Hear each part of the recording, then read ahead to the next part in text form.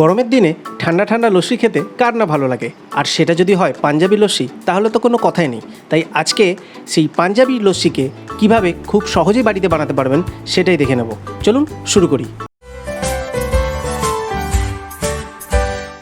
নিয়েছি 500 গ্রাম টক দই, এটা আমি বাড়িতে বানিয়েছি। আপনারা যদি এখনও আমার টক দই রেসিপিটা না দেখে থাকেন তাহলে ডেসক্রিপশান বক্সে আমার লিঙ্ক দেওয়া থাকবে, আপনারা চেক করে নেবেন। এবার দইটাকে এরকম একটা পাত্রের মধ্যে ঢেলে নিচ্ছি যাতে ফেটাতে সুবিধে হয়।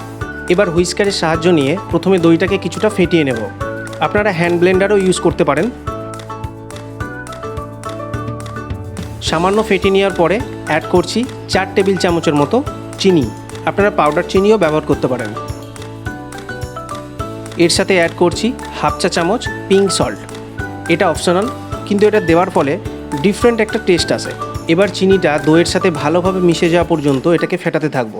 চিনিটা ভালোভাবে মিশে যাওয়ার পরে আইস কিউব অ্যাড করলাম এবং কন্টিনিউ ফেটাতে থাকবো যতক্ষণ না খুব ভালোভাবে বাবলস বেরিয়ে আসে এরকম। পাঞ্জাবি লস্যিতে এক্সট্রাভাবে কোনো জল ব্যবহার হয় না, তাই আমিও জল ব্যবহার করিনি, কারণ পাঞ্জাবি লস্যি খুব থিক হয়। লস্যি একদম রেডি হয়ে গেছে।